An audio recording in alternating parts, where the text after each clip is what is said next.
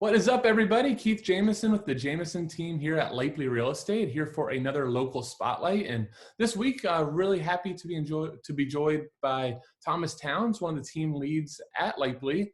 He is the head of the Thomas Towns team. Thomas, how you doing this morning? Hey, great. Glad to be here, Keith. Thanks so much for the invite. Yeah, absolutely. We really wanted to have another local professional on to talk about what, everybody in real estate is kind of wondering, what the heck is going on with the market. We've seen, since March, we've seen huge slides down. It appears that, we're on the way back up, and just want to discuss those things and what you're seeing as well. So let's just jump right into it. So talk to us about, what you're seeing in the current market with COVID. Sure. So I think obviously, this is it's been a horrible experience, both nationally and internationally across the globe. Definitely unprecedented times for us. But I think as far as how it impacts the real estate market locally and nationally, I think what we have to do is sort of go back before the current health and economic crisis began to get a context for what's going on now. So over the past 24 to 36 months, roughly, we've had relatively low inventory levels. And I think that has driven prices steadily upwards. Those conditions continue to impact sort of where we are right now today. And, if I'm a buyer right now, Keith, what it means is that I need to be prepared to make a move and buy when the right property presents itself. Being that inventory levels are low, that means that I need to basically do, I think, two things as a buyer. I need to definitely stay in contact with my real estate professional to make sure that I'm receiving all the latest data. As soon as a property hits the market, most agents have their customers on an automated database feed from the MLS so that they receive properties as soon as they hit the market.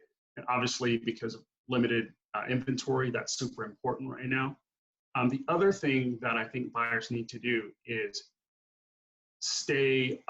keep their information current with their lender. So keeping their lines of communication open with the lender that they're working with, the mortgage professional, mortgage officer, keeping their pre-approvals updated, and keeping their proof of funds if they're paying cash for an anticipated transaction, keeping those proof of funds current and updated as well.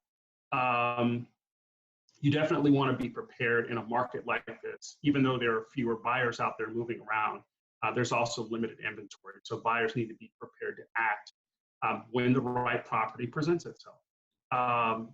If I'm a seller right now, Keith, I think what I want to do is just remember that times are really, really uncertain right now. That's probably what I'm feeling. It's just a really unsettled feeling, just feeling that things are really uncertain, but also understanding that because there are fewer buyers out there circulating in the market, my property needs to be in prime condition, okay? Mm-hmm. And it also needs to be kept, the atmosphere needs to be a safe one so that buyers feel comfortable going through the home.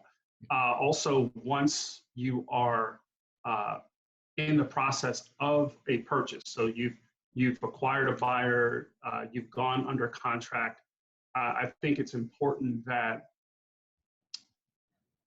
when that situation occurs, that the home is prepared and ready for the professionals that have to do their job to get you to the closing table, that your home is in that condition. So it needs to be walkable.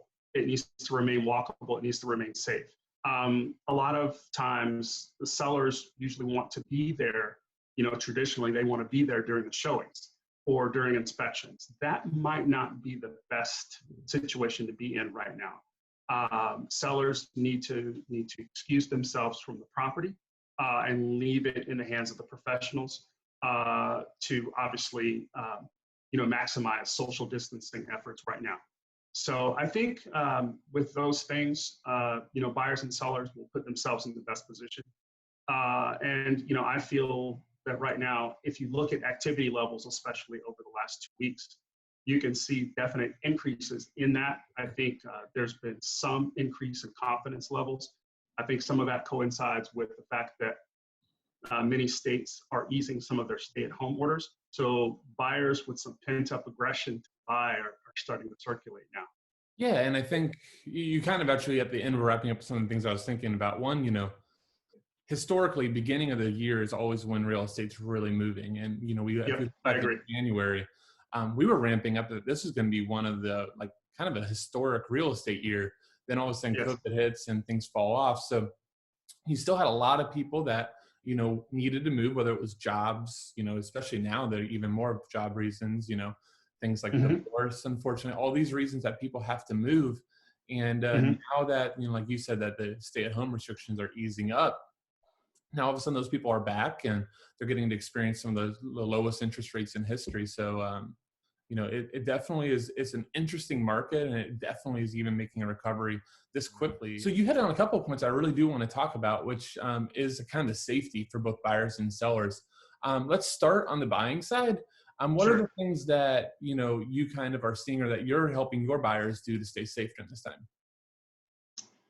So I have a certain routine that I've used in the past couple of weeks that seem to, I think, not only keep my buyers, and obviously the sellers safe on the other side, but also help the buyer's confidence level going into such an uncertain situation. So generally, what I like to do is if I give obviously the buyer the choice to decide how they want to proceed Mhm. with a property.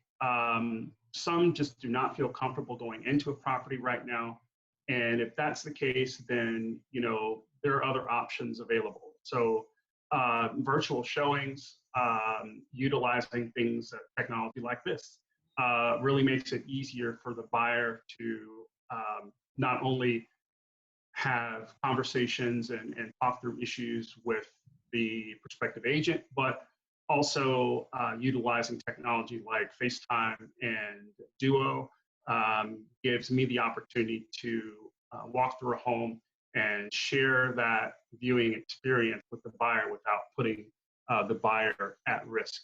I'm sorry. So, like, what precautions, if a buyer does want to go see the house in Sure. person, what precautions, are we taking or are you taking yourself? Sure. So generally, when I go to a property to meet a buyer, I show up a little bit ahead of time, Mhm. about 10, 15 minutes ahead of time. And what I want to do is my goal is to make sure that the buyer doesn't have to come in contact with anything physically. And obviously, they minimize their exposure to both, objects that could have been contaminated and people.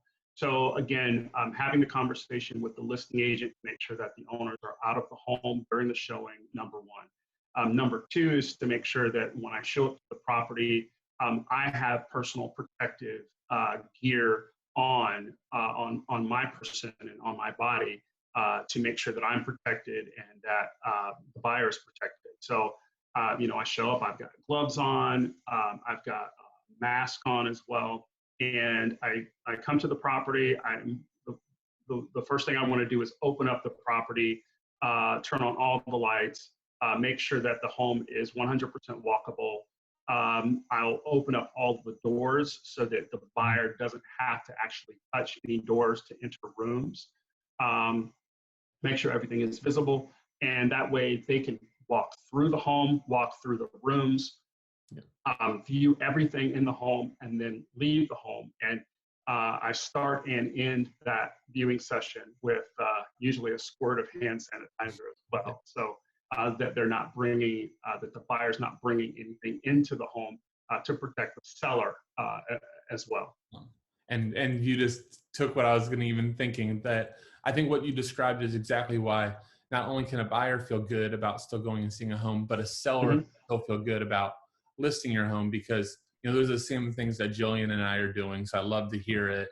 Sure. And it makes, it should make you, consumers, whoever's watching this, really feel that much better that, this is not something that one agent's doing, that Thomas is just doing, or that I'm doing. This is, an industry standard that as realtors we're doing to make sure that not only is the buyer safe, but the seller that's opening their home up to the outside, can feel good too. So, I want to give you the unfair question that I warned you I was going to ask. So I hope you've been prepared. But Oh the no. unfair question of the morning is, is your opinion on pricing? Because then that really is, the thing that Jillian and I are hearing the most. And I bet you're getting the same from your buyers and sellers. Oh yeah, definitely. So, I actually just had a call a couple of days ago, Keith, where a customer called and said, "Hey, I'm thinking about buying right now. I was thinking about buying before COVID-19, and maybe if I hang on a little bit and wait a couple more weeks or a couple more months, prices will totally bottom out and I'll be able to get this, a great, great deal." And what I told that customer was that, look, right now, because inventory levels are so low, you probably need to focus on the property itself. So in other words, if you see a property out there as a buyer that checks all your boxes, it's in the right location, it's in your comfortable price range, it fits your needs, and because inventory levels are so low right now, if you see a property like that and you're prepared, ready, willing, and able to make a decision, it would probably behoove you to go ahead and really think about making that decision. I really feel like right now, if you look at the data, what it's showing us is that across local and national market, you're looking at anywhere from a 1% to 3% decrease off of where we were prior to everything happening in March. So, I think that you may see some small decreases overall, but I think what we are seeing and what we're feeling is that our crisis right now, dire and horrible as it is seen as a temporary one. So I think sellers, for the most part, are hanging on. Mm-hmm. And because inventory levels remain low, that's going to keep prices relatively stable. Yeah.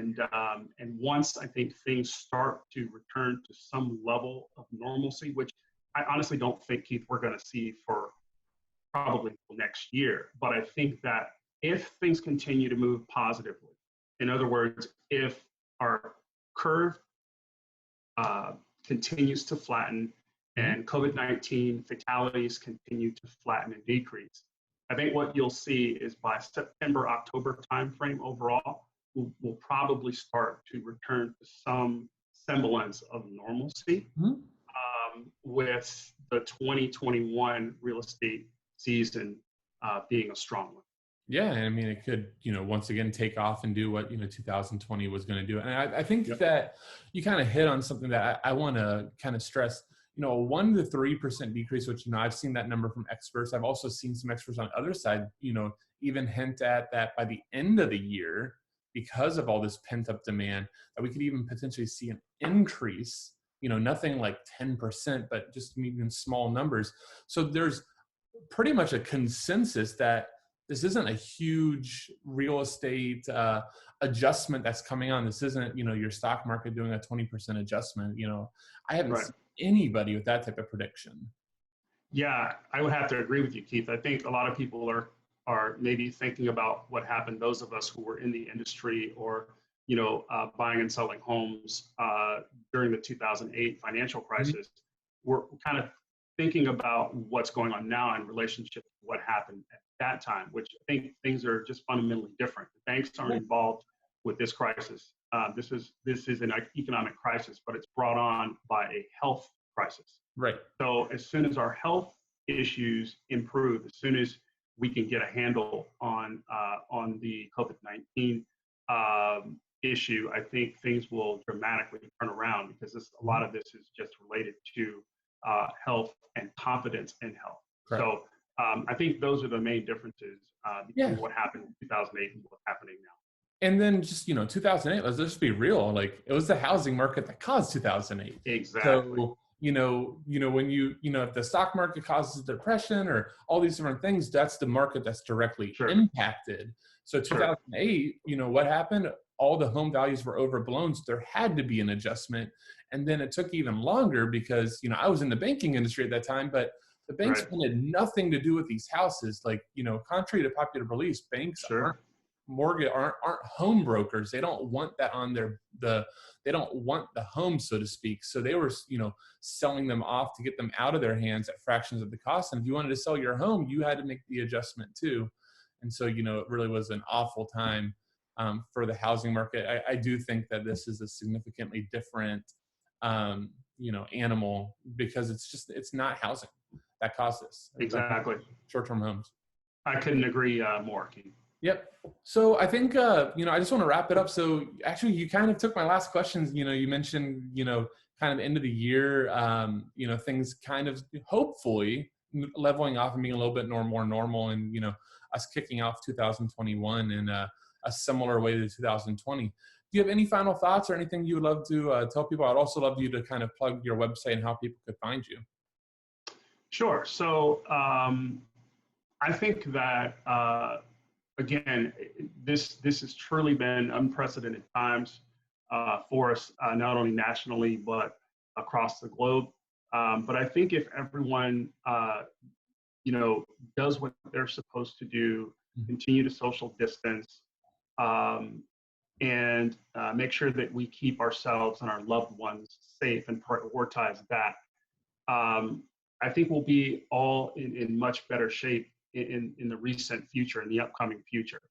I love this industry. I love what I do, and I want to see it continue to grow and flourish. And so I'm anxious to get back out there and continue getting out there with my buyers and sellers to help them achieve their real estate goals. My website, which is newhomefuture.com. Feel free to go out and browse properties and take a look at the information that our team has on that site. It's a great site, and feel free to register and look at homes anytime you like. And we do this 7 days a week. We love what we do, and we can't wait to. If you do have any questions, Jillian and I at the Jamison team would love to help. Thomas is always available as well. We have tons of great resources for you guys. So Thomas, I cannot thank you enough for your time. I hope you have a great rest of the day and a prosperous rest of the year. Thank you so much, Keith, for having me. You guys are doing a great job there, the Jamison team, and thanks again. Absolutely. All right, guys, have a great day. Take care.